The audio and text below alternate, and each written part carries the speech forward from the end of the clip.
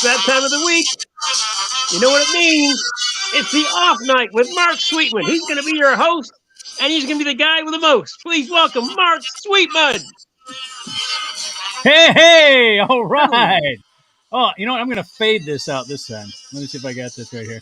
I went a little too long, too short. No, you're fine. I'm really close to getting a soundboard. I've been. Oh wow! Okay. I got 8 different instruments here trying to control everything. So here we are. It is the July 26th episode. You know, I should go back and count them and give our episodes numbers rather than dates because I think it's more impressive. You know, now that we've done over almost a year and a half of these now, it's probably more impressive. And by the way, we had our one, the one guy who I haven't identified yet because he doesn't leave anything, or she anyway, was on when the music started. No, but there was one viewer on when we started. By the time the music was playing and you got to your part, had left. So apparently I'm the one. I'm the one. No, I'm not blaming you one bit. We have we have important things. We have important things to talk about this week. Let me get out of the way. First and foremost, let me get out of the way Susan's poem. For the last 7 weeks now, my beloved bride, Susan, has written for us a poem that we start the show off with because it's very topical. And it also, I printed out and it gives me an agenda for the show, topics I'd like to cover. Well, the string is over. Just like the Tigers' 7-game winning streak ended this weekend. My wife's strings of opening poems has now ended. So let me tell you what she not only just didn't even phone it in, she texted it in. So here's the text that I got from my wife. Forgot to write a poem this week. Olympics taking all my time. Didn't think much about world events or give a thought about a rhyme. So maybe next week or maybe 2 weeks. I really do not know. Perhaps I'll write a newsy poem for your podcast show. And that's it. Usually it's like 12 lines, a lot of, gives us a lot of topics that she covers. And she phoned it in. She texted it in this time. So, but I love her and I'll forgive her. So this show is about phoning it in. Is that right? Yes. Yeah. Kind of like we were hoping you would do last week. Oh, I think I'm going to can you get those pictures up on your end or am I going to have to do that on my end? I think I have to do it on your end. I know how to do it on this end. But I sent you those pictures, right? Yeah, because you texted it to me. I got to figure out how to get them from my phone onto my StreamYard here. But I can work on that. You know what? We get Sam and Kathy talking. I'll have time to, look at my phone and pretend like I'm listening to them. You know how that works. To be perfectly honest with you, I tried. It was like the show. I had just gotten off the charter thing, and the person I was working with, a lady from Qatar, and her son. And she gives me these. It's like I'm helping with a tour, sort of like a tour guide for these guys. And from Qatar, the country in the Middle East, that Qatar? That Qatar, yes. Okay. And they were on the fishing boat with you in Lake Michigan. A fishing boat in Lake Michigan. It's been a long relationship.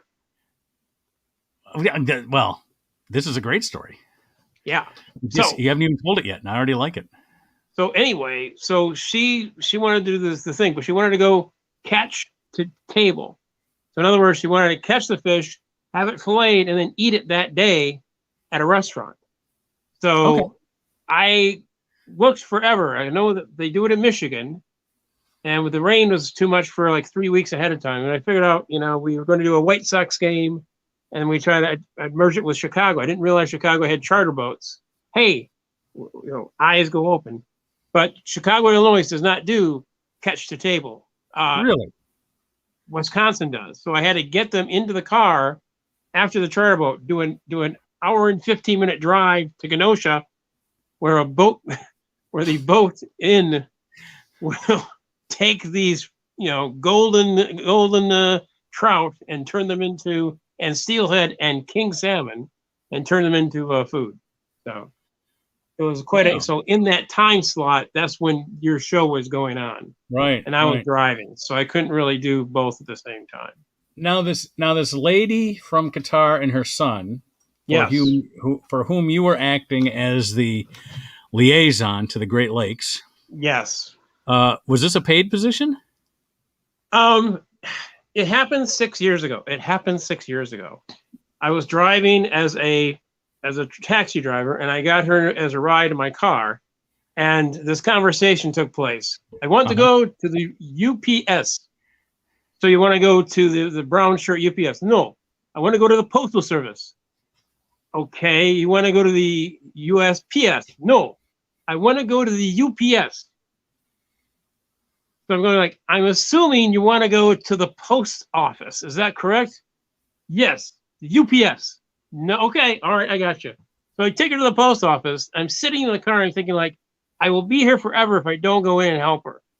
So I go in, I find out she can speak pretty good, but she wanted to mail some key back to Qatar, actually pronounced Qatar, but I had to go through some bureaucracy. So I helped her with the bureaucracy, and it just kept snowballing from that. And then eventually I helped her find a better apartment where she wasn't getting ripped off. I helped her get her son into a school in Lawton.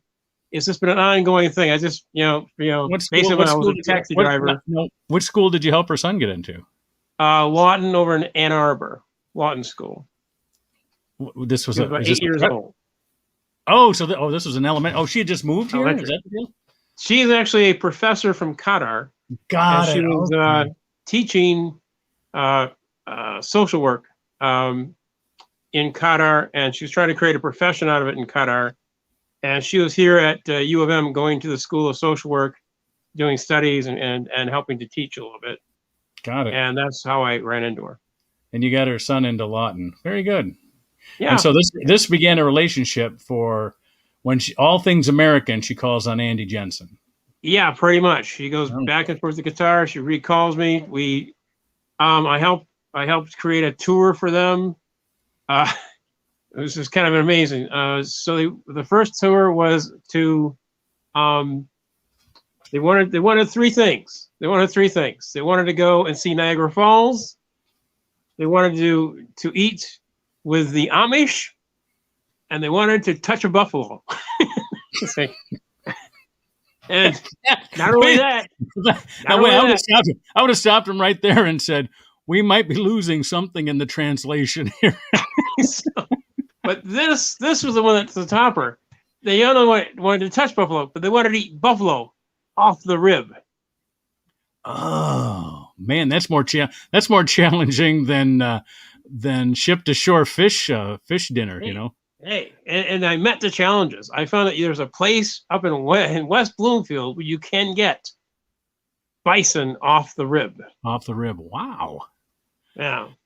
And I found a place just south of Chelsea. You should be a concierge for the people who want a Michigan adventure. There's plenty of concierges at the fancy industrialist hotels and the university towns and things like that. But for somebody that wants the unusual, the unusual Michigan view, unusual Michigan, maybe the forbidden, maybe something that's a touch legal. Call on Andy. Andy Jensen, Barely Legal Michigan. There we go. Barely Legal Michigan. Yeah, I like that. Barely Legal Michigan. Get the phone call. Yes. You need what? 12 people? Oh, I got it. Okay. Yes. Well, we only have seatbelts for 9, but we'll make it 12. 9. Yes, we can strap them to the legal. We have a plane. We can strap them to the wings. What do they think? Oh, I've known you for so long, and every year, every month probably, you just come up with these things that I find out new about you that I just find so fascinating. Oh, good. Oh, wow. But that's what this show is all about. All our fascinating friends, let's get them out here because thank you for the introduction. I appreciate that every week. Oh, I think you've been with us almost a year. Didn't you? When did you start with us? Like in August of last year? Because you weren't with us. You weren't with us from April. I think it started like in April. Oh, you were with us all the way back to April? No. I think I don't know if I've been here a year. I thought like started like maybe the January of 2021. Oh, okay. All right. So Well, the one who's been with me the longest then now is um, one of my oldest friends in the comedy business, New Yorker by way of Washington, D.C., and a man who I want as my trivia partner for any trivia contest. oh my God, yes. Please welcome back to the show, Sam Greenfield, everybody. There he is. Always a pleasure. Have you been fired from your waiting job yet? No, in fact, no. Things are going pretty well. Good. I got written up because I did screw up, but they didn't tell me about it. In other words, I told you what happened. Yeah. It was a $50 bill, not the restaurant bill, but it was $16. They gave me a 50. He gave me the change. I gave it all back to him. I thought he was giving me the change. I didn't know I was my own bank. And of course, they were evidently dishonest pieces of shit, and they, left with it. And I got written up, and I should have been written up, but he should have. I didn't know.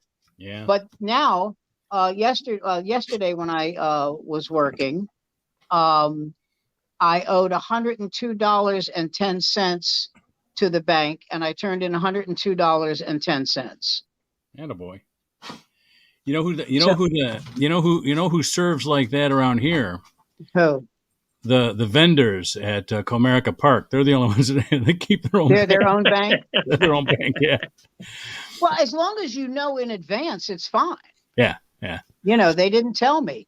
And by the way, I think we are all pretty enlightened people, but my one of the assistant managers, like the Caso, the Cosi di Tutti di Capo, the highest ranking, right. Is a woman who is gay, and her name is Allison Bull. And I thought I should have gotten a raise because I did not explode laughing. Absolutely. Who do we talk to? I mean, she said, "Hi, I'm your," and I knew she was gay. She talked about her wife. She talked about her daughter. She's from Australia. And I knew, and she said, "My name is Allison Bull." And I went, "Oh, okay. I'm Sam Greenfield." And I could feel it in the back of my throat that I just wanted to, if I had drunk something, it would have been the spit take of Danny Thomas legend. Do you know who Danny Thomas did his last spit take with? Who? Macaulay Culkin on The Tonight Show. Really? Oh, wow. He said, "I'm going to help you do a spit take. You're going to give me a spit take." And so he whispers something to him. He said, "This is what you're going to do." And then he comes back and says, "And it's very nice to be here." And Macaulay Culkin was like 12. And he goes, "Listen, is that your nose or did you smuggle a banana?" Spit take. And Macaulay Culkin was enraptured. He was like, he was so thrilled. And that was the last one. Danny Thomas, they found him dead underneath a plate glass with shit on it. And, these things happen. That was his casket. His casket was the plate glass tabletop. Oh, wow.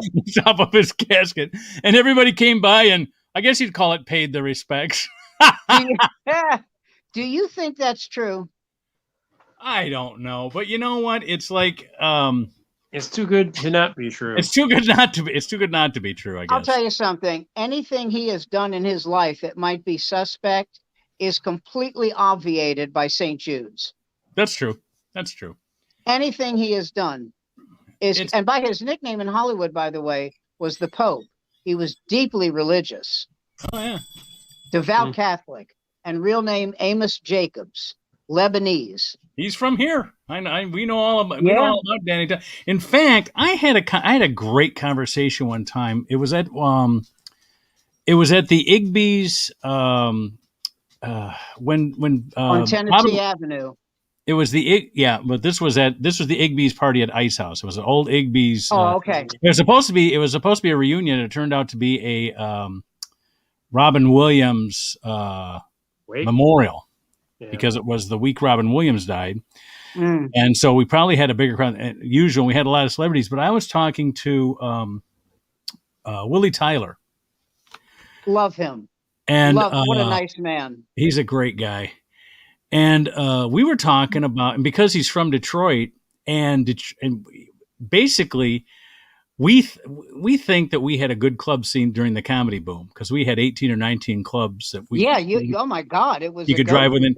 If you counted Southwest Ontario and Northwest Ohio. Yeah. Leo from where I live and where I was driving from, I could get to 18 clubs that paid at least $500 a weekend. And there was at least 10 clubs that paid the middles at, and the headliners were making 2,000. You know what I mean? These were. Oh yeah, these were gravy days. These were great clubs, and he was telling me about how he goes, yeah, but you had to drive an hour. He was saying when he and Danny Thomas were hitting the clubs in Detroit, there weren't comedy clubs, and comics did easy 5 and 6 shows a night because a comic only did 10 minutes. One nighter. Oh, by the way, one thing, Kathy. Oh, I'm sorry. We got to get Kathy in here. I'm sorry. We've got all about Kathy. Forget about Kathy. Let's get our. Kathy's a good one to have in here too because she's a Detroiter. She probably knows more about this stuff than I do. Ladies and gentlemen, our journalist of the crew, also our snowbird. So welcome her as a new resident of the High Rise set, Kathy Ryan. Ladies and gentlemen. Sorry to have left you out, dear. That's all right. I knew. I cared. Thank you, Sam. Yeah, Sam cared. I was thinking about it. I had it in my head. Oh, You septuagenarians have to stick together. Well, because we're falling apart. That's right. We youngins have to. But anyway, back to my story about Willie Tyler. He was telling me about Harry Jarkey, who a lot of people didn't know, and actually got some more fame when Cliff Nesteroff, Cliff Nesteroff that did the book about stand-up comedy. Yes. Anyway, he covered Jarkey quite a bit. Soupy Sales, of course, Willie Tyler and Lester, Danny Thomas. What were some of the other names he gave? Marv Welsh. Do you remember Marv Welsh, Kathy? No. Do you remember him, Andy? No. Jim Mouth? No. Remember Jim Mouth? Woody Woodbury? Well, I remember him. He took either preceded or followed Johnny Carson on Who Do You Trust? Yes. Anyway, these guys were all Detroit circuit comics. Another nice guy. Yeah. Oh, he's still around too. God bless him. Yeah, he's like 97 or something like that. I bet he is. Comics live a long time. But anyway. Well, they either die at 40 or they live to 95. There's no in between, though. They don't die at 58. They either do Lenny Bruce or Jackie Mason. There you go. Oh, God bless us. Or Carl Reiner. Yeah. Look at all these comics live into their 90s. It's great. But anyway, it was a great conversation. And John Wing was with me as we were talking, because John Wing is from Sarnia, so he's not that far from Detroit. So that was a nice little conversation we had at the Robin Williams Memorial. It's funny. Jackie Mason dies, and all these people are saying what a wonderful guy he is, and he moved heaven and earth off its axis to deny that his daughter was his daughter. Wow. Because he didn't want to pay the child support. Yeah. Well, I had not heard that. So the court says, no, it's yours. So he has to pay the child support. So she's a comedian now. Her name is Sheba. She got married. I can't remember her married name, but Sheba Mason. And raised by the mother, he wouldn't have anything to do with her. So she gets a job at Broadway Comedy Club on 53rd, West 53rd. Yep. Al Martin. And Jackie Mason calls Al Martin and says, "Is Sheba working for you?" He goes, "Yeah." He goes, "Fire her." Wow. He goes, I don't want to fire her. She's doing a great job. If you don't fire her, I'm not coming to your club. He says, "Oh, here, let me cut to the chase. You can't come to my club." There you go. Solves that problem. But he did one thing that I did admire. I'm sure he did more, but he did one thing that I did admire. Years ago, the horribly overrated Geraldo Rivera had a talk show, horribly overrated. Had a talk, even if you think he sucks, that's overrating. He didn't suck good. He had an afternoon show. Talk show. That. Not really talk, more like a, you know what I mean, like a variety shit. Anyway, so they had comics. One day they had a comic contest, and Geraldo thought it would be really funny if after every joke, he had a drummer with just a snare. If after, I don't mean after some jokes, if after every joke. Did a rim shot? Yes, every joke. And Jackie Mason was one of the judges. And Jackie Mason said, wait a minute, after 2 rim shots, he said, wait a minute, get this guy out of here now. Pay him, get him out. You're insulting these comics. Yep. You know, and I never understood why civilians think that ba-dum bump is funny. It's not funny. It's insulting. To me, it's saying you're a hack. Yeah. And well, they're not, you know, they're not comedians, and they should die, so it's okay. But you know, fuck them. But he was furious about it, and Geraldo had a grin like this while he was talking. Ugh.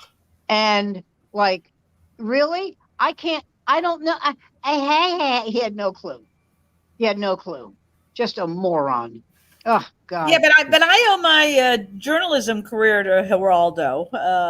I had worked for the mayor of Detroit right when I graduated from college and did all that. Then got married, stayed home, raised my kids, and my youngest one was in middle school, I think, at that point. And I still knew a lot of people down at the dailies. And they kept saying, what, you should think about going back to work. And I thought, the only thing I'm writing lately are grocery lists and stuff like that. Finally, a friend of mine called me one day and he said, what are you doing? And I said, I'm laying in bed. This is like 2:00 in the afternoon. I said, I'm laying in bed smoking a cigarette, watching Geraldo Rivera get beaten up by some white supremacists. Remember that episode? That was a magic moment. And he said, hold on. I'm going to call you back in about 10 minutes. Don't go anywhere. So I said, okay. So 10 minutes later, the features editor called me. Hi, Kathy. We're looking for some freelancers. Would you be interested in coming back to work? And wow. He said, God, you're laying in bed watching Geraldo Rivera. My God, what a waste, So it was Geraldo Rivera's unbelievably horrible malfeasance as a judge of what should go on the air that got you the job. That's he didn't call the editor of the Free Press. No. It was a friend of mine. Yeah. A friend of mine who was horrified that I was even watching. It's because he's an abject moron that I understand. This is what you've been reduced to. Good God. Yeah. I said, hey, I wasn't drinking. I was only smoking a cigarette in bed, My kids were all in school. What can I say? Andy, that woman from the Middle East who you helped. Yes. When she goes back to her native land, do people ever say, welcome back? I knew you'd say that about Connor. Yeah, I've been dying to say that for 18 minutes, so I just... He's been holding holding that bad boy in. I had my audition for the Improv. This is barely related to Geraldo Rivera, but it's we laid my dad's ashes to rest, and this is a dad Geraldo Rivera. I'm tying this all in together. Improv story. So I'm doing my showcase. I'm doing my showcase for Bud Friedman. It's like 86 or something like that. And my dad in 86. In 86. Okay. Wow. Yeah, in 86, I'm doing my showcase to try to get on. I'd already worked there. I think I got passed in 84, but I hadn't moved out there yet, so they weren't going to work me until I moved out there. So it's 86. I'm with my dad. I think I've told the story about my dad coming to my showcase. I'm the only comic who had his parents at the showcase at the Improv and still passed. There were a lot of people that brought their parents with them. But anyway, my dad wrote a joke that I told that night, and it got a huge laugh. And the joke was, did you hear that? Because it was the night that Geraldo Rivera was opening Al Capone's vault live on television. Another magic moment in mediocrity. live on television. So the people in the audience knew all about this because it was a huge publicity stunt, but would not have known what the result was. And so he said, yeah, they opened up Al Capone. And this is my dad's joke. I didn't say it that night, but I did it for my dad because he was in the audience. I said, yeah, they opened up Al Capone's vault tonight. Did you hear what they found?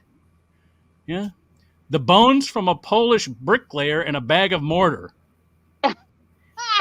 Now that was a time. That's hysterical. That was a time when you could tell. That was a time when you could tell dad jokes and people thought they were funny. But Mark Cohen is running the Comedy Cellar in Vegas at the Rio. I know Mark. Yeah, and I love him. And he said, "Listen, I'm doing 50-year-old jokes, and no one understands, and no one realizes it." And I can't remember who said it. Oh, Mike Rowe. He responds with, "Quayle is an idiot." And I responded with, "Did you know that the Nissan Maxima is a talking car?" I remember Dennis Miller told me, this is 1986. Dennis Miller told me, if you're at the Improv in LA on Melrose, and someone does a joke about a talking car, you will hear the comics in the back go, "What the fuck, man? Jesus Christ." Remember Ronnie Shakes? Yes, great comic. God, he wrote some good stuff. Jogging with his wife in Cleveland. Yep.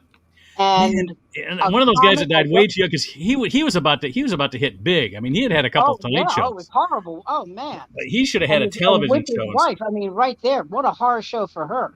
Yeah. And so I don't know who it was, but about 3 weeks after his funeral, a comic went on stage at the Improv and did his jokes. Oh no. Oh and no. The comics in the back were going like this. Dead guy. Dead guy. And Bud Friedman, who will live to be 120 because he has no conscience, there's no stress in his life. Yeah, he went up to this guy and said, "I don't want you back." And for Bud to say that really made an impression on me. Yeah. I think Mark is frozen.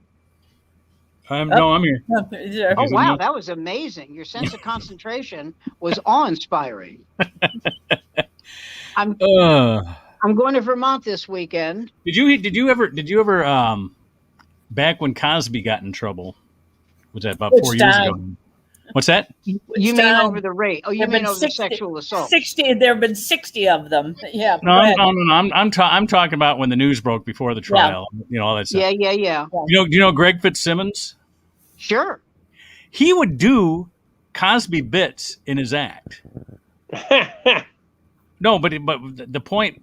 Well, he stopped after. This is before Cosby was convicted. This was just when as a thief or as a goof. No, he was doing it as a goof. In other words, people wanted to cancel Cosby, but he's saying by doing the material, he was saying, "See, now you laughed at that because I presented it, but Bill Cosby wrote that stuff." He was just showing, kind of like you say about Woody Allen. In other words, You can separate the art from the artist type of thing. But Greg Fitzsimmons was doing that about 5 years ago when the Cosby Story first came out, and so you can do it. You can do that to a comic too soon when the career is dead too soon. Ah. That's right. The career is dead, but not the man. I have a Zoom meeting with my fraternity brothers, all of whom are African American, and I was very disappointed. Hey, Sam, that's because you went to Howard. Did I? Okay, just I forget. I have a new GPS system for senior citizens. Yes, it tells me where I'm going, and then it tells me why I'm going there. There you go. You go. Very nice. Anyway, does it tell your wife to shut up? I'm driving. Do you want to drive? The last thing she would do is complain about someone else driving. Oh, good. Oh no, she's very nervous about driving, and that's the least worry I have. Yeah. So, and so I was you say they were not all of them, but some of the guys are going, "Listen, these girls went to these parties and they gave them Quaaludes, and then they went back up. I said, that's not what happened. That's not what happened. They went up to his hotel room to get coaching advice, and he gave them a drink that was spiked with a Quaalude, and they woke up either half naked or with his pecker in their mouth. And I don't know if you saw this story, but what's her name? Oh, blonde comic, had her own show. Damn it. Grace Under Fire. What's her name? No. Brett Butler. More of a talk show host than a comic. Yeah.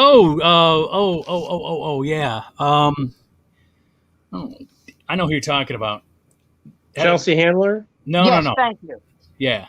Nice save. Thank you. So she said that a friend of hers was invited up to Cosby. Oh, no. Cosby called her. They were both working in Vegas.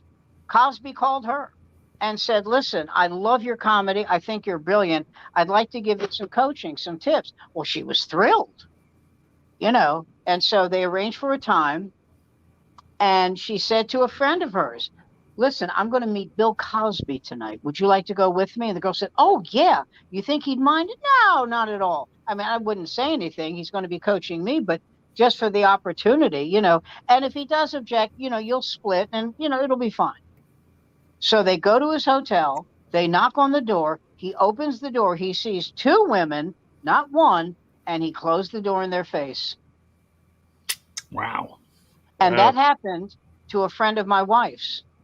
A friend of my wife's was a friend of my wife's friend was invited to Cosby's hotel room. Same thing. And she said to my wife's friend, would you like to go? Oh, yeah, of course. They get up there. Now, this was different because when he saw them, my wife's friend, Jill, she said, I have never seen anyone that pissed off in my life at seeing two women. Wow. He was here. He wasn't blowing up, but he was like, but he invited them in and he actually coached her because she had a witness. Yeah. But it was for 40 minutes, not for an hour and a half, as he promised. He said, well, I got to get to sleep. And my wife's friend said, it's 8:30. He goes, yeah, I know. I got to go to sleep. All right. Well, it was nice meeting you. He goes, yeah, take care. Bye. Yeah. Wow. Yep. A dick. Yeah, exactly. Well, So thankfully there was Ghost Dad and Leonard Sick, so that his. I told you that Letterman thing, right? New York etiquette. Yeah, that's you did. hysterical. But you don't even need the Letterman story. You don't need anything else to sully his name. That guy. I mean, even if he was pure as the driven snow, he had Ghost Dad and Leonard Sick. So.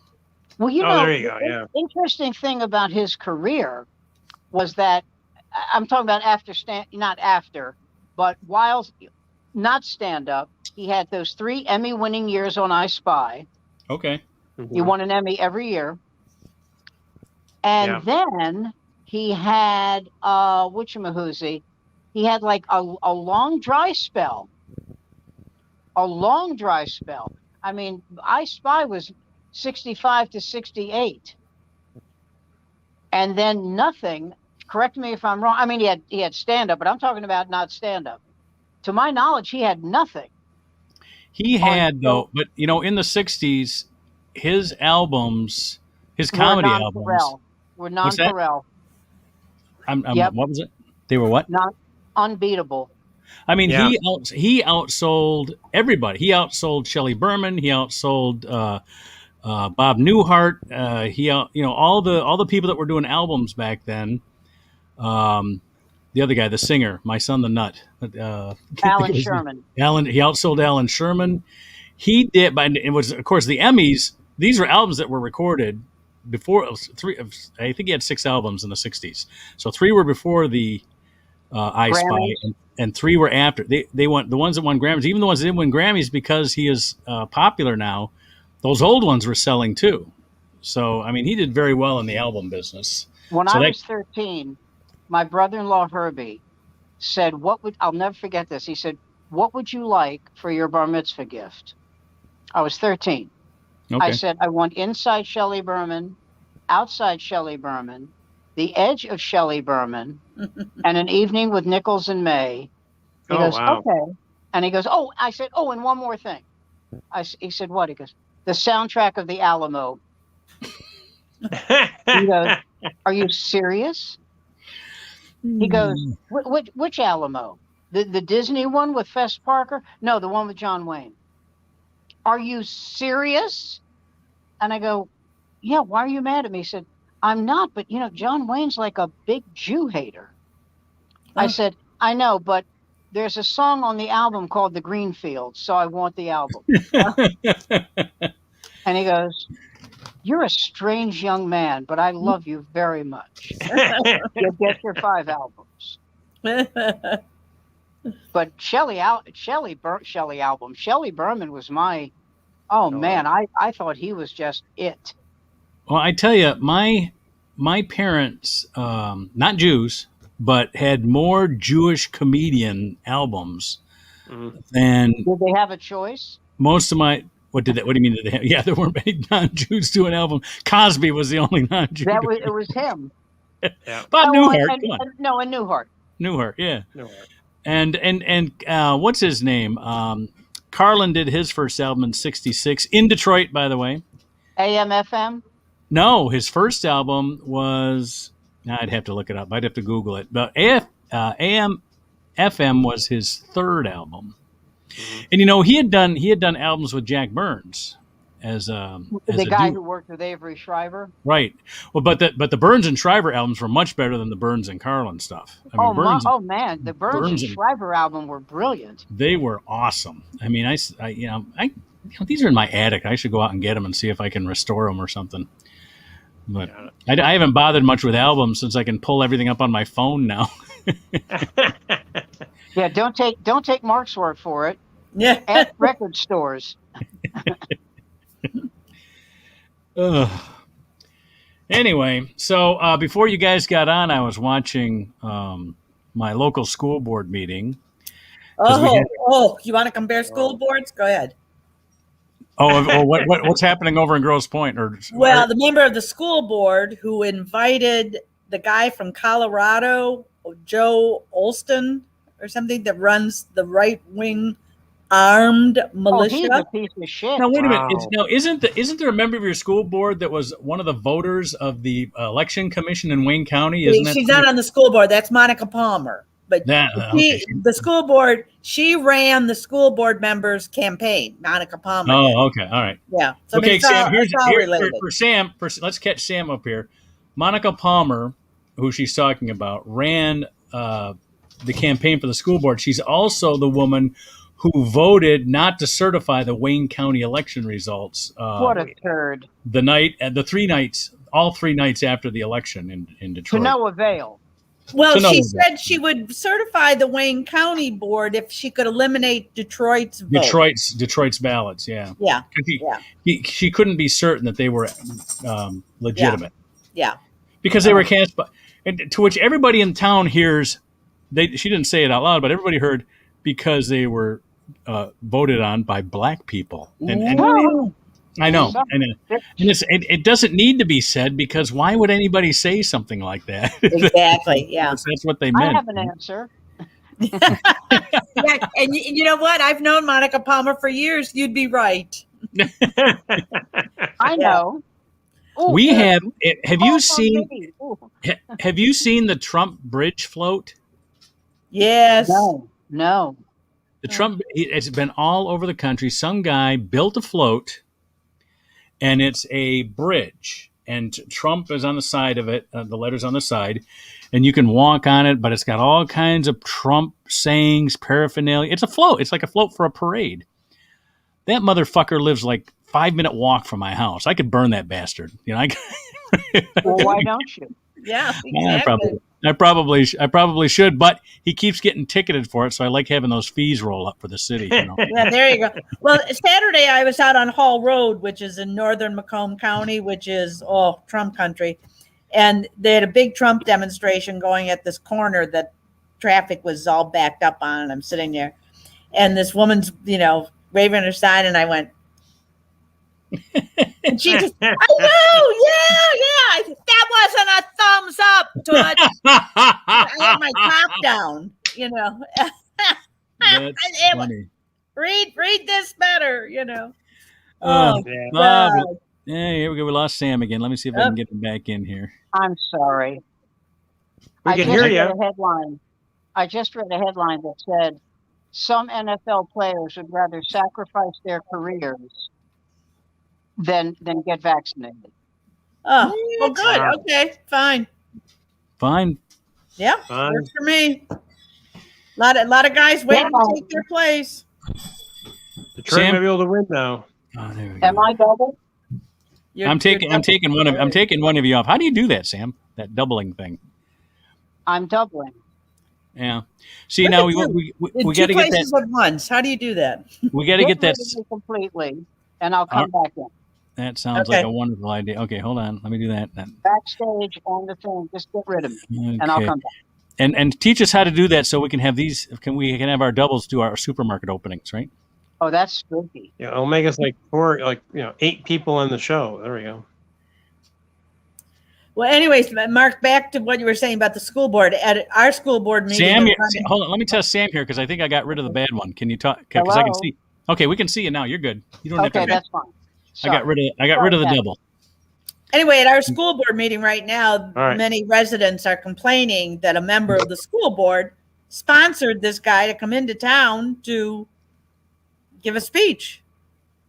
And how, and she also believes and has put this in writing that John F. Kennedy Jr. is still alive.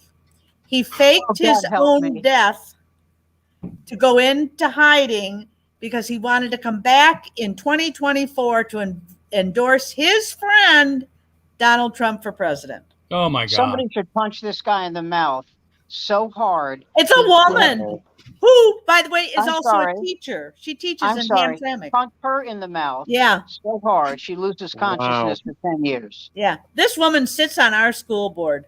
Oh, God.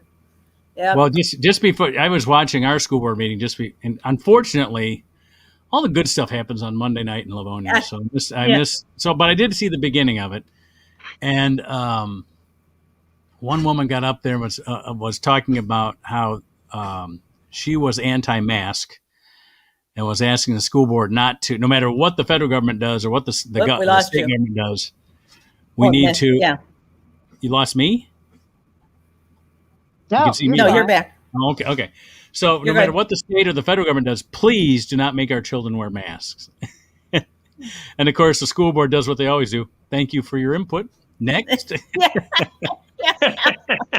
mean, the school board. First of all, the board meetings like that; those are the type of things, And she's finally, we've got people on our school board, thank God, who say it's when somebody comes up and says it's a proven fact, and they go, "Well, you'll need proof of that." So bring your references, bring your proof, bring your data.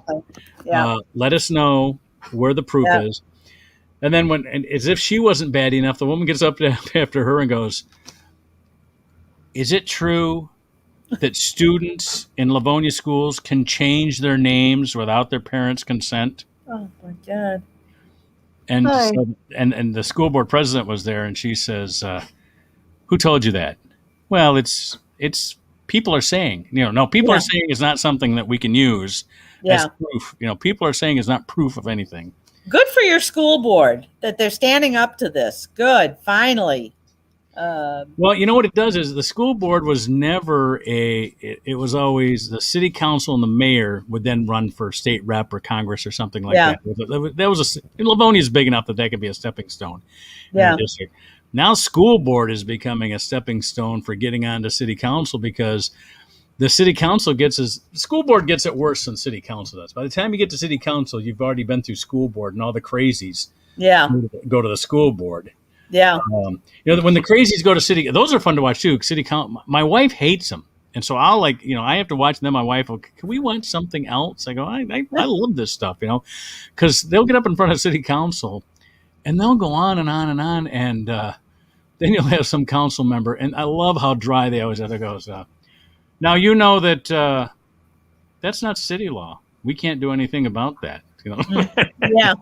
Listen, I sat at city council meetings and school board meetings every Monday night for 11 years. Oh, God bless you, Kathy. And I finally, because I covered them all. And anyway, and I finally said to somebody, if you ever find me getting up to speak at one of these meetings when I'm 82 years old, other than to complain about the fact that they're building a prison across the street from my house, other than that, shoot me. Don't. It might be minimum security. It might be minimum security. I mean, oh my God! It just, the stuff that comes out of people's mouths at those meetings. It would bring jobs to your neighborhood. Come on, Yeah. Well, if you only had known, I lived on this little tiny residential street. That was my thing. Other than building a prison across the street from me. It's just these people get up and object to everything. It's just unbelievable. We have a guy in our local. I'm sure that Michigan has this too, but there are small towns, small cities in New York. Without the prison, they'd be underwater, auctioning for Sing Sing. Well, but this is Grosse Pointe. I don't think anybody's going to build a prison in Grosse Pointe. Bob. Especially on my little Mapleton Lane. Negroes. That too. Alan Swan is beneath us. Yes, of course he is. He's an actor. Well, there was things like, don't build the cell phone tower. They cause cancer. Don't put. That just reminds me, whatever happened to the G5 conspiracy? That one. There you go. And the new meters that DTE are putting on the side of your house, cancer. Oh, and they contract your movements after you leave the house. Let's go back 2 decades for 2YK. Yeah, there you go. Yeah, yes, exactly. Oh God. Well, I get in. It's so funny. It's so funny because we disarm people when they say something like, they're tracking our movements. And I say something like, and what's wrong with that? Yeah. Well, I love these anti-vaxxers that say that the COVID vaccine will change your DNA. And I keep thinking, look in the mirror, listen to yourself talk. You could use some new DNA. Yeah. All right. My response would be, if only. Yes, your children will thank you for the new DNA. Trust me. Somebody told me. My son was telling me that he got into an argument with somebody that said that the vaccines were putting in miniature microchips into us. Yes. To track us. Well, that's because. And my son said to him, "Well, he was blaming Bill Gates." He goes, "Yes, Bill Gates, hell, the guy from Apple, Tim Cook." No, not Tim. The guy before Steve Jobs. Steve Jobs was tracking you 20 years ago when he sold you a cell phone. You don't need to inject anything to track you. You're doing it yourself. Or the camera eye on your computer laptop. Yes, right. Exactly. Yeah. Well, no, that's the giant conspiracy thing. Is that Bill Gates invented the virus so that he could then invent the vaccine. And he'd have a chip inserted in the vaccine, and everybody would have a chip now. This was all done by Bill Gates. Barbara Cass and I went out last week for dinner, and I'm waiting in line for the bathroom, and the guy behind me, and we strike up a conversation. And at first, he seemed normal. Yeah. Then he said that the vaccine was invented in China and that it's not real, and that the vaccine will eventually kill you. And all I can think of is, how bad do I have to pee? Yeah. Can I hold it through the appetizer if I don't drink any water? But I need to hydrate or I'll get leg cramps. Right. So this is a terrible dilemma. So I decided to do something bold. I said, I think you're completely wrong. I don't think anything you're saying is true. I don't know where you get your information from, but it's faulty. And let's stop now. Yeah. And he shut up. I thought he was going to bite the carotid artery off my neck, but he stopped. Yeah. And at first I thought, it looks like a guy would live in my neighborhood, kind of East Village kind of. But the more he talked, I went, God, he looks evil. Yeah, and stupid. It's stunning. They listen to. It's like that woman. Jordan Klepper interviewed this woman on the Daily Show. Oh, and Jordan Klepper does some great stuff. He sure does. And she said, I get my information from the two most factual entities of all time, Twitter and Facebook. Yeah. And I said, wow, really? Because I get mine from the fortune cookies. Yeah. Jesus. Probably more accurate. Yeah. Yeah. I want to write a book called When Did We Get Dumb? Well, the school board member who believes that JFK Jr. is still alive, and you say to her, well, so do you mean the Coast Guard and the Navy and all those people that were out searching, and finally brought the plane up with the bodies in it, and along with his wife and his sister-in-law and their mother, they're all in on this. This was all a lie. The Coast Guard lied to us when they said they found the bodies. Oh yeah. No, he's alive. See, this is what I think. I think that when you presented her those facts, okay, she feels trapped. She would rather be shot in the head than say, exactly. So she knows she's wrong. She knows she's wrong, but she says, no, that's right. Because she would rather be beaten than admit she's wrong. She knows she's wrong. It's like it's like those people at the it's just like the people you're talking were hugging the police. Stop it. We have tape. Yeah. Yeah. Sam, it's like the people you were talking about that are dying of COVID in the hospital and still call it a hoax, Yeah, I mean, you are and he said, they say there's a good chance you'll recover. Will you get the vaccine? No. Then smother him. Yeah, exactly. Smother him and make the bed available for someone with a brain. Yeah. Smother him. Kill him. Okay, down. I talked about this last week, but I heard even more on this. And I'm with letting these people die. And this is, in fact, I think they're stupid for giving us a way to kill them. They have now informed us how to get rid of that side. We now know how to do it, right? And does the Republican Party know they're losing voters? Yeah. And Fox News is killing them. But anyway, but even more evidence is that we do have to stop this, because as it grows, it mutates, and that's where we get these variants from. Each person it goes into, it leaves that person with a slight variation. Yeah. Sometimes it can be less virulent. Sometimes it can be more deadly. So my doctor said, as long as you have both shots and wear a mask, you'll be fine. Yeah, mine too. Well, and that's fine for all of us. But I have a an 8-year-old granddaughter who can't be vaccinated. Why not? Yet. You know what, Kathy? As far as they're concerned, she's already been born, so she's no value to them. This is true. This is true. The preborn they care about. The postborn, not so much. As soon as a black kid gets born to a single mother, well, I might need some assistance. No, up yours, bitch. No. Yeah. Sorry. The saying for Republicans, life begins at conception but ends at birth. Oh, there you go. Yeah. Jews believe that life begins when you get your MD. Yeah.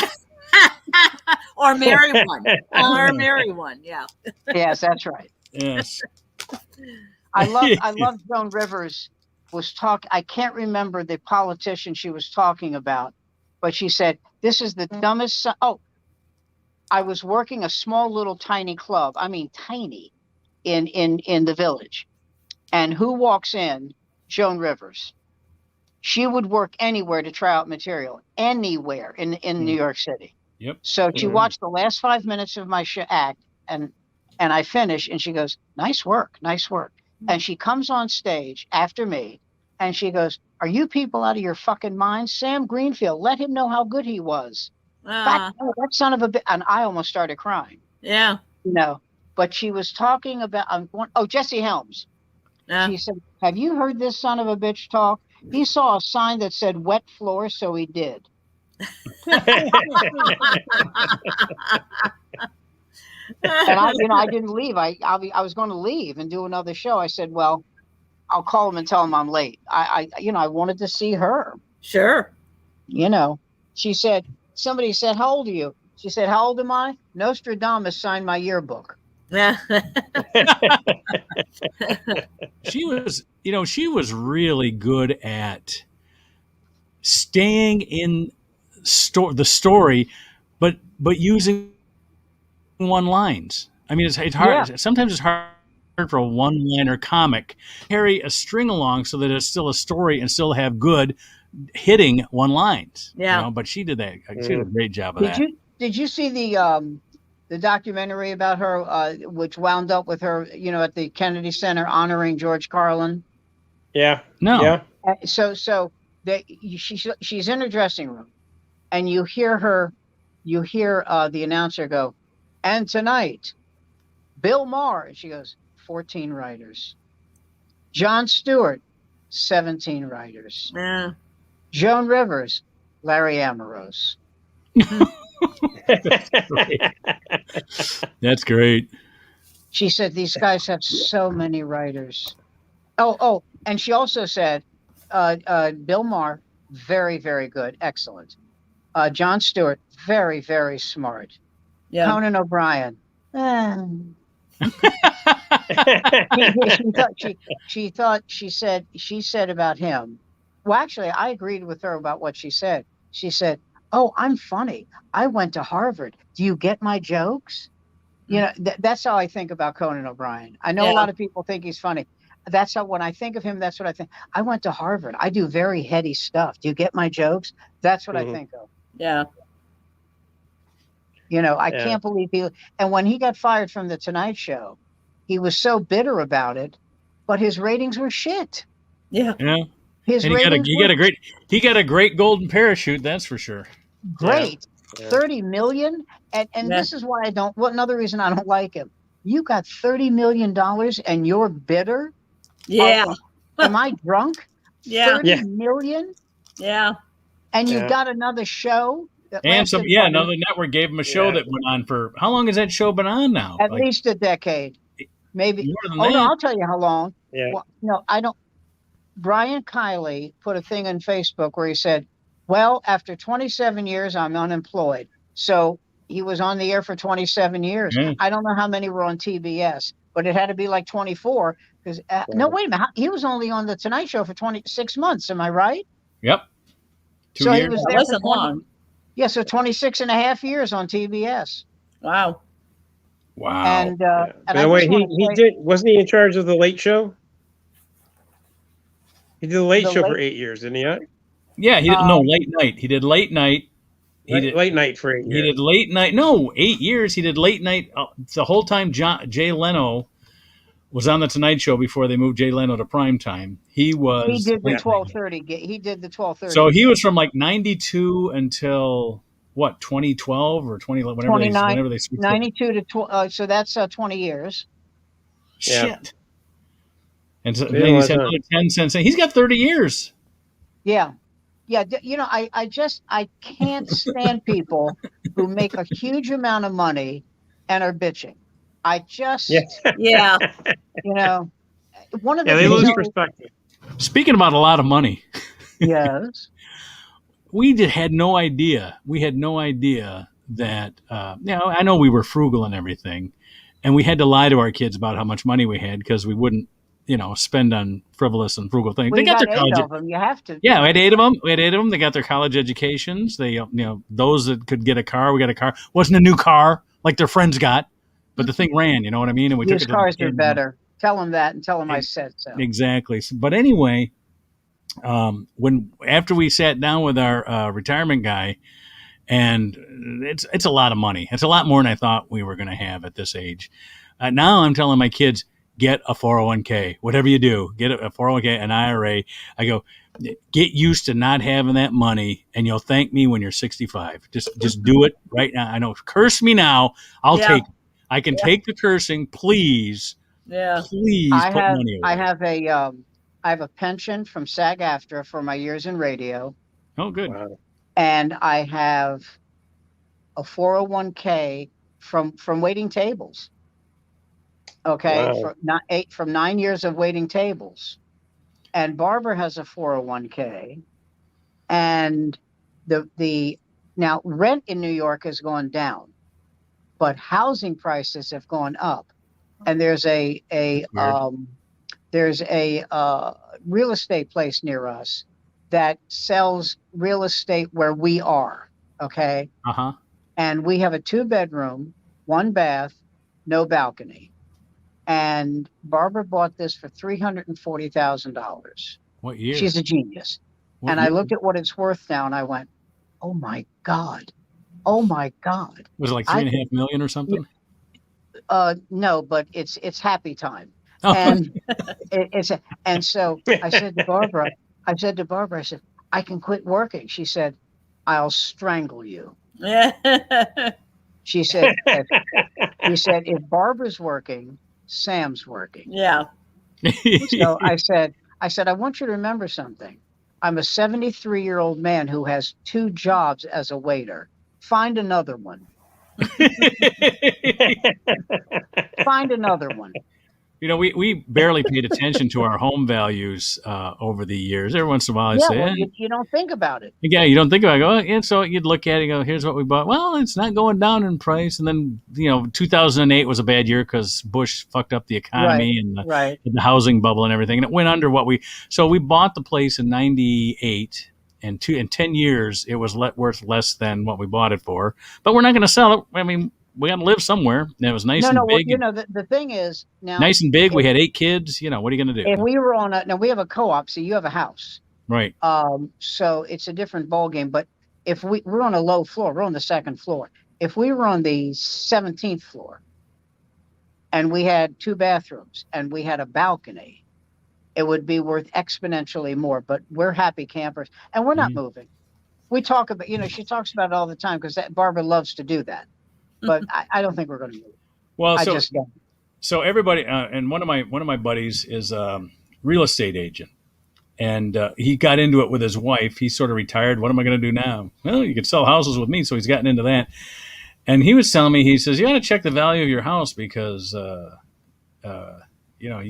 it may be the time to get out if you're getting out soon. And I said, so I checked it. And it's like unbelievable. But I said, yeah, but I still got to live someplace. I mean, everybody talks about the value of their house, but I mean, the value of the house, the value of the house right now. But that place I used to live in is fabulous. Yeah. Exactly. Oh, look at this. I'm sitting on a pile of money, but I don't have a roof over my head. Yeah. That's I want to go back to Joan Rivers. I remember that documentary. She did a tremendous job. It just goes to show you could be the biggest person in the world, and then you could get heckled by somebody in the middle of the UP. That was phenomenal, and she just railed at him. Open. Yeah, she just went into him. It's like, open. Yeah, that was a great documentary. I recommend that to anybody who's starting comedy because it covers it all. My favorite thing in that movie, they had an interview with the guy who booked her, Southern guy. Yeah, and he goes like this. You know something? Joan is exactly like Richard Pryor. Let me tell you a story about Richard Pryor. I said, all right, Richard, this is what you got coming up. You got a Tonight Show. Then you got 5 weeks in Vegas. Then you got, you're going to be making a movie. And then you're going to be touring in Europe. And then you're going to cut an album. And Richard said, that's great, Bobby. What the fuck about tonight? Yeah. Yeah. I love that. He said, it's like, what's his name? Dustin Hoffman, a friend of mine is related to him. And she said, 2-time Oscar winner, an actor in 3 Oscar-winning movies in 3 different decades. Midnight Cowboy, Kramer versus Kramer, and Rain Man. Mm-hmm. And she said, he thinks he's never, well, now he's 81. He doesn't give a shit. But when he was 60, 61, still working, he said, they're going to get wise to me. They're going to find out I suck. I'm not going to get work. And he believed that. Yeah. He it wasn't false modesty. He said, they're going to find Meryl Streep will never work with him again. Yeah. That scene in Kramer versus Kramer where he broke the wine glass. Yeah. He didn't tell her he was doing that. She almost got a cut over her eye. Oh, geez. And they asked her about him, and she went, "He's crazy." He's great. Do you ever see the movie he made? Did he win? Did he win for Tootsie? No. No, No, he won for Rain Man, and he won for Kramer versus Kramer. Yeah. He should have won for Tootsie, but he didn't. Yeah. No, he did not. He should have won for Midnight Cowboy, but they gave it to John Wayne by making both guys Best Actor. They split the vote. They split the vote. Yeah. Yeah. It was so obvious. God, that was so painfully obvious. Jesus. Yeah. You know, I like we gotta Joan give Rivers. it to the racists. Come on, what's wrong with you people? What are you gonna do? I like Joan Rivers when she held up her calendar. So the worst thing I want to see is a blank space on this calendar. That's what I. And it was all written in. It was like a notebook. Yeah. Exactly. It was just all in pencil. It was all just amazing. Did you see her? What do you guys make? Was that? Huh? Did you see her apartment? Yeah. Oh, yeah. Louis the 14th. Oh my God. Yeah. But she a little overdone. But she was a huge person behind In God's Love We Deliver. Mm-hmm. You know, they bring food to people who are shut-ins. Yeah. She's very she did a lot, and she had her Thanksgiving dinner, and she had all these friends. There were like 26 people, and it literally looked like a queen's dinner. Yeah. And she said, before we eat, I want everyone here to know how very, very fortunate we are that we have this beautiful dinner in this beautiful home with this beautiful food.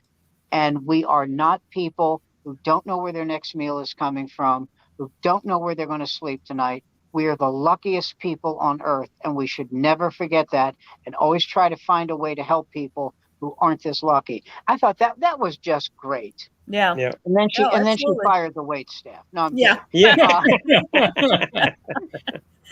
She just speaking of jerks, what do you think about former President Bush going around bitching about Biden leaving Afghanistan? Oh, that was his pet project. Yeah, it was like, he starts talking about, I wish they would find a way to leave Afghanistan and kill every Taliban. Yeah.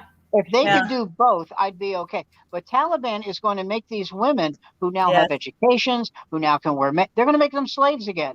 I have never seen a organization. I don't want to call them. They're not a religion. They're fucking idiot. But who are that scared of women. It's not hate. They're scared. Yeah. Yeah. And I want, if they could kill all of them on the way out.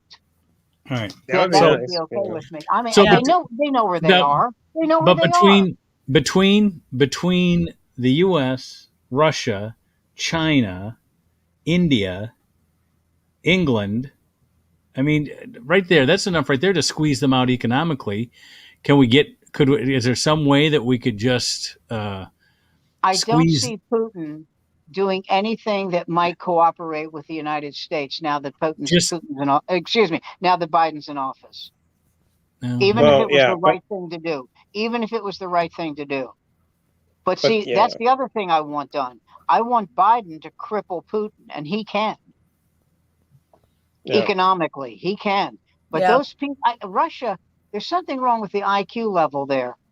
He has like an 80% approval rating. Yeah. And that's not his pollster. He actually has an 80% approval rating. Wow.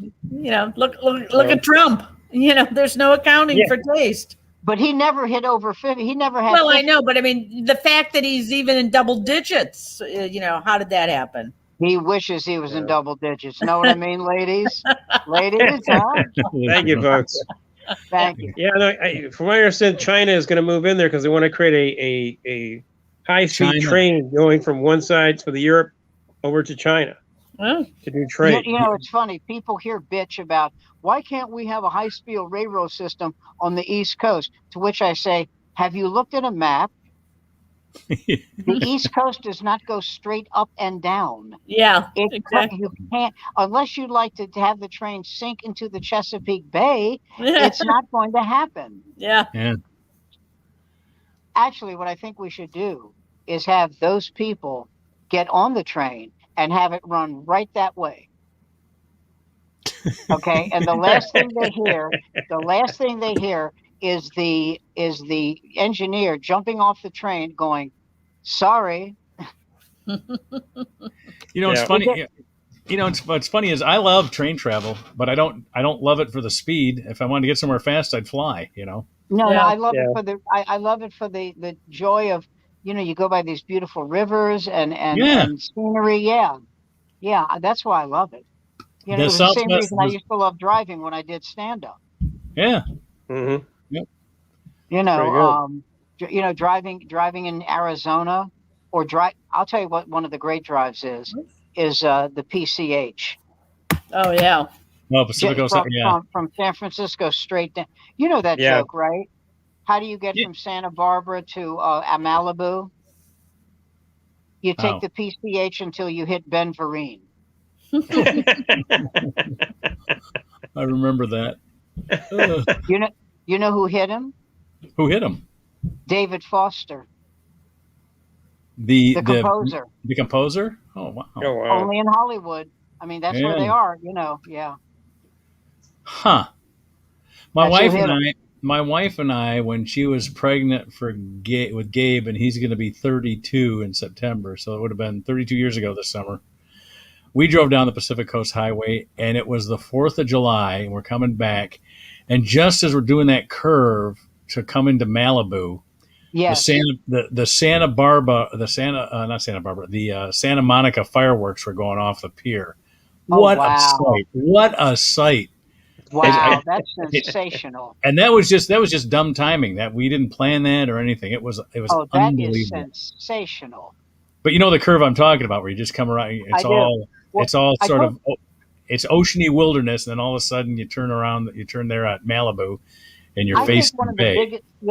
I think one of the biggest misconceptions about Malibu is that people think it's like Beverly Hills, and they don't realize it's rural. It is.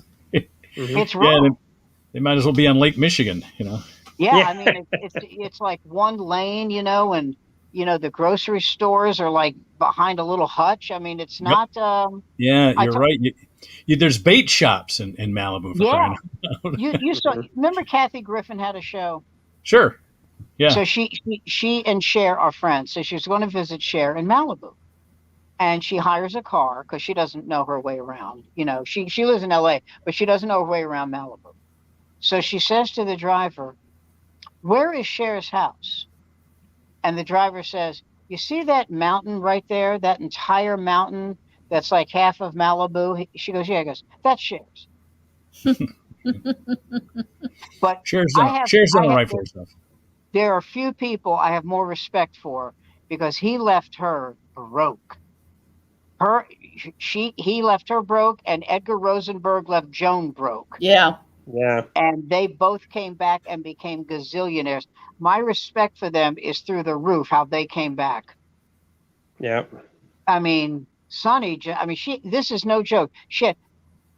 Joan Rivers had $700 in the bank when he died. Wow. That's how bad he fucked her career. Yeah. And Sonny left her, no kidding, $60. Wow. I saw her show when a friend of mine saw her show in Vegas, and she was like 60. He said it was phenomenal. And I said, "Were there any straight people at the show?" He goes, "Well, if you had come, there would have been." He said, no. He said, "Sam, it's Cher. Wake up." Yeah. Wake up, it's Cher. That's Sue and I have tickets. Sue and I have tickets for Randy Rainbow in LA in November. Oh man, what a treat! He'll draw straights. He'll draw. Oh yeah, straight. he'll draw. Politicos that like to laugh. Yeah, so I waited on Waylon Flowers years ago. I remember Waylon. Lovely man, and he told me a story when he was on Hollywood Squares. This is so great. When he was on Hollywood Squares. And, sometimes they had like a charity they would plug at the end of the show. And in this case, they had the little girl who was Miss March of Dimes, right? She was in a wheelchair. Right. Okay. And at the end of the show, she was in Waylon's dressing room. And he said, she was a bitch like you have never met a bitch. And I love these 11-year-old girl. are these are my favorite kind of stories. the ones that take that turn. Anything you can imagine. So she says to him, and Madam, the puppet, is like sitting in a chair, and she says, and this is the kid, I want that mink wrap. I want it. And Waylon said to me, well, Sam, it's like rat fur. I got it at a Goodwill. I said, yeah, you can have it. It's like $3. You can have it. And she said, and I want Madam's tiara. He said, now that's a different story because Madam's head is about the size of a grapefruit. So I had to have that specially made. This is 1979. And he said, it cost $200. So I said, I can't give you that. I'm sorry. She goes, the fuck you can. I'll get it. And so Paul Lind walks in and he's hammered. And he says to the little girl, Tracy, I noticed that you didn't come up to my square during the show. Let me know the next time you're on so I can grease the steps, you miserable little cunt.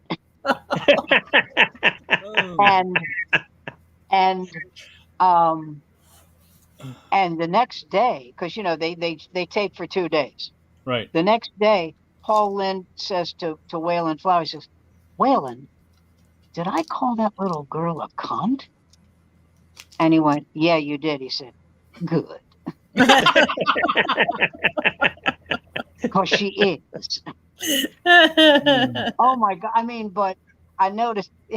He said, I'll put some Mazzola on the steps. That's what he said. I'll put some Mazzola on the steps. Oh my God. Oh, by the way, I don't know if I told you about this, but DC Benny, did I tell you about this? DC Benny on YouTube has a story about Vic Henley and Lucian Hold. You have to see it. You have mentioned that, and you have to watch it. It's just I don't do it justice. It's wonderful. He also does a story about Cosby. He was on the show playing a cop, and through no fault of his own, he kept screwing up. His agent gave him the wrong time for showing up. They kept getting his name wrong. All this kind of stuff. But they're both great, great stories. But the Vic Henley one is better. All right, much better. Well, guys, I'm going to catch the rest of the Grosse Pointe School Board meeting. I hear it's heating up, and I'm watching the Olympics. The women's volleyball team slaughtered this other team. I couldn't tell who it was, and now I'm watching the guy from China on what is it that bar he swings around? What's that? The parallel bar. Just one bar. The horizontal bar. The horizontal bar. Yes, that's it. Yeah. I'm. And by the way, Simone Biles placed in the finals for every single event. Oh, and she was awful. She was awful. She was out of bounds. She was, and in the finals. When I watched yesterday, or the day that was yesterday was the team thing, but they still finished second. That was the team thing. And I thought, no, but they still finished second. Yeah. To the Russians. She's in the finals for every single, a single event, not a team event. Every final. I think she got it back together. Yeah, but she was beating out some of the other girls and who did far superior. In fact, the one did a beautiful routine and then scored very low, and even the commentators were saying we're shocked at that score. Well, but she's the greatest individual gymnast that ever lived. I know. My daughters. I had 5 sons that all did sports, but they did your team sports, your basketball, your baseball, your football, right? You got and team sports are great for team building. My girls, except for my one daughter that did soccer, got into figure skating and gymnastics, and those are all judged. Yeah, and it's like and I hate that the girls' sports, except for soccer, the ones that the girl are all judged, and so you could have somebody who doesn't interpret your athletic move as being proper or that's right worth in points or just whatever. Hate you because of the country you're from. Exactly. Yeah. Whereas you know what? My kids were in track, and you know who won the race? Whoever got there the fastest. Yeah, exactly. That's how the race was won. Yeah, that's if it was a relay. If it was a relay, you had to pass the baton properly. But how hard was that? You know what I mean? You still had to run faster than everybody. So, or your outfit wasn't glitzy enough. Even though that's you were bullshit. A skater, that whole outfit stuff. It's like, and there was another sport that that they do that with, where it is athletic, but then they have some sort of anytime they add an artistic component, ice skating. Yeah. That's why I have a daughter that's an ice. That's what I'm talking about. I have a daughter that's an ice skater, and I said, "You got to get into hockey." Yeah. You know, you win or lose. Yeah. I tell you what, you don't. Did you ever watch the skateboard stuff? And that was, very impressive. Now, see, again, that's judged. That stuff is judged. It's like most of the guys could barely stay on the boards. You know, it's like, did you see how many of them weren't wearing? Did you see how many of them weren't wearing helmets? Well, that's why and they had their hands in their pockets. They had change in their pockets. Hey, what the hell is this? This is sports. That's why I watch it, because on a very different level, they're as bad at it as I am. Yeah. It's like, you know, the person that got the gold is the one that didn't fall off their board. You know, it's like, there's one thing I want to do, and I know if I tried it, I would get killed. Okay, I would die, and I it's on my bucket list. Ski jump. Oh God. Wow. I just think right off the end of the. No, Sammy the Eagle. Yeah.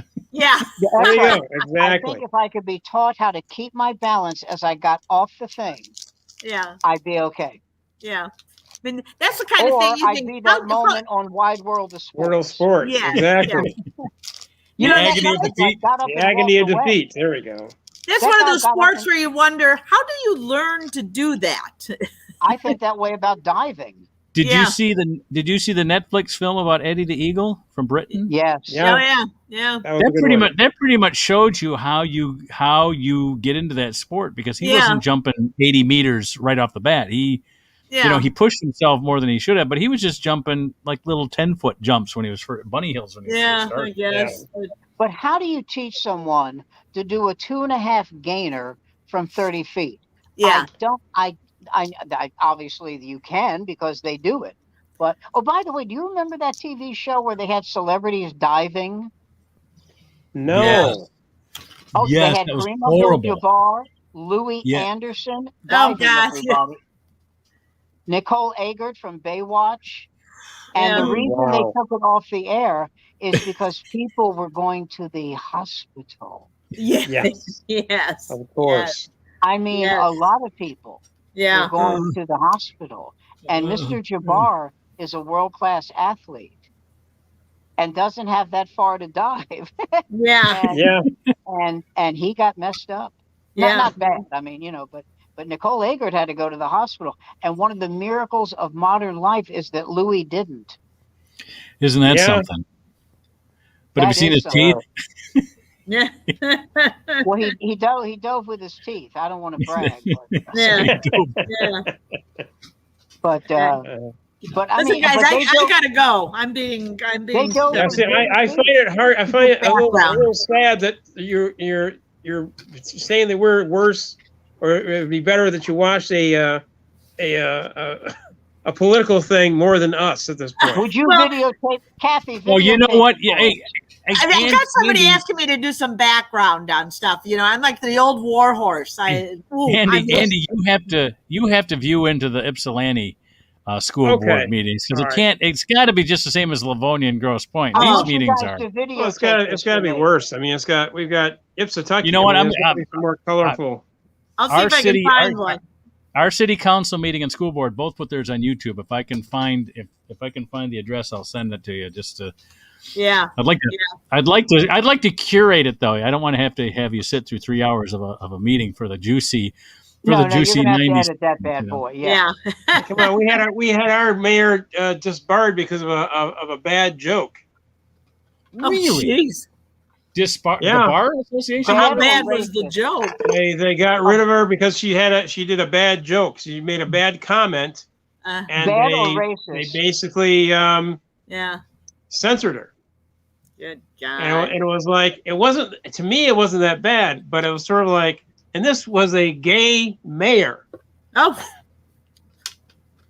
so she had street creds.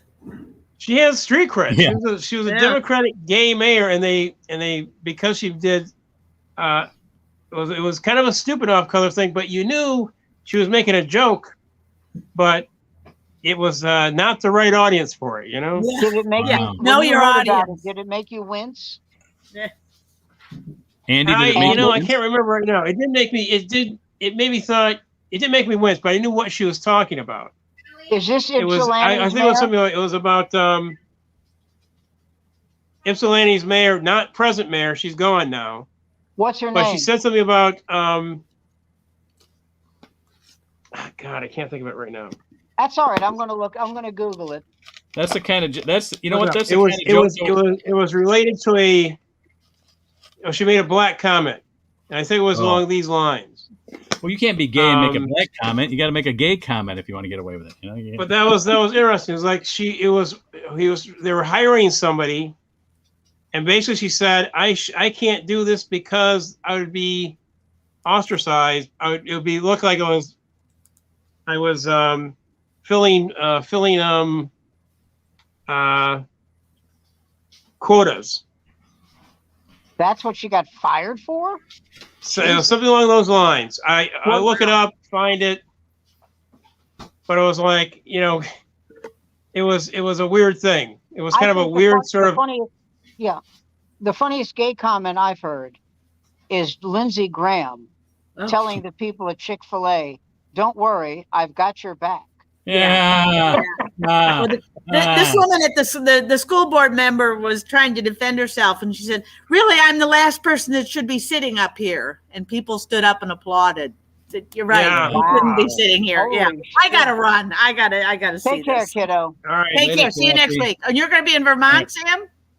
I'll be on Vermont until Sunday. I'll be back. Oh, okay. Good. See you then. All right. Okay. Bye. Bye. Bye. See you later, Kathy. Did Kathy just reach for a gun? She might have. Is she coming strapped? Is she going to be strapped? I mean, Well, now that she's on the 17th floor instead of the first floor, she's a little more hoi polloi. Exactly. She hears footsteps. She grabs that weapon. It's funny. The other day, Cassie, I called her Cassie. That's $1. Cassandra was wearing this top that was somewhat revealing, and she said, "I know, Dad. I know guys are looking." I go, "Because of your décolletage?" And I thought, God, please tell me she knows what that is. And she went, "Only because of my décolletage." I was so happy that she knew what that meant. I didn't give a shit. She got her hair cut very short, curled up. Well, she's African American, so that wasn't a challenge. And dyed orangish red. But she sent me a picture with her face mask and her sunglasses with a peace sign. So I said, "Could you send me one to show your eyes and a smile?" And she sends back, "Beggars can't be choosers." Oh, wow. And I said, "I'm your father. Do I have to beg?" She goes, "It won't work. This is it." Wow. So I said, "All right. I'll see her in person. I'll take a picture. It'll be done." Unless she gets pissy. Yeah, that's true. Then she gets pissy. All right, kids. It's time for me to watch something on TV on Netflix. Oh, there you go. Oh, no, wait a minute. The CNN's thing about stand-up comedy. I taped that. All right. Oh, okay. Let's take us out. Let me find a song to take us out with here. All right. And we'll close the show with what do I got here? We're at 88 minutes. So, oh no, we're at 89. We're at 89 minutes. We've only got 50 seconds left. So, good time to bring out. Let's see what we got here. Closing time. Oh, here's a good one. Oh, this is about 30. This is about a 37-second intro, perfect for the amount of time we have left. Perfect. So here we go.